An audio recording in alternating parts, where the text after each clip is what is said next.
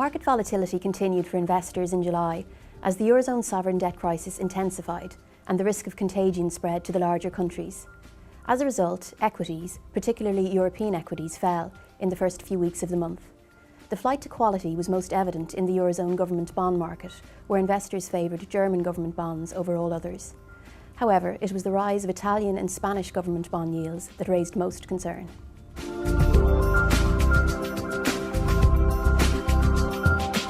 Concerns about the sustainability of Italian debt levels prompted an aggressive sell-off in the Italian government bond market, which is the largest in Europe. Because Italy's total debt to GDP remains over 120%, the recent rise in bond yields would make this debt level unsustainable. This raised concerns that the existing European bailout policies would be insufficient to save the larger countries such as Spain and Italy.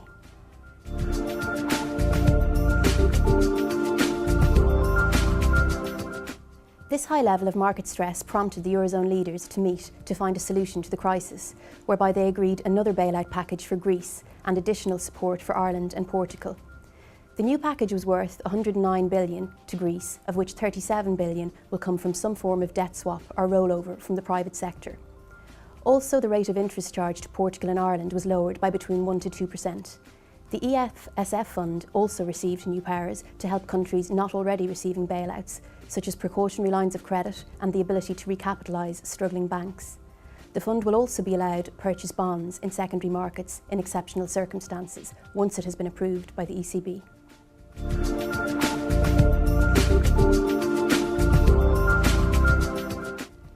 Negotiations between the White House and Congress continued in the US as the deadline approached as the country faced the possibility of debt default without an agreement.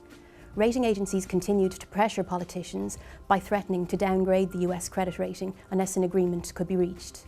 Nevertheless, US equities remained resilient despite this looming risk, while US bond yields remained largely unchanged. The political deadlock in the US about the debt ceiling dominated in the last week of the month, and despite reaching an agreement, the US was downgraded by Standard & Poor's.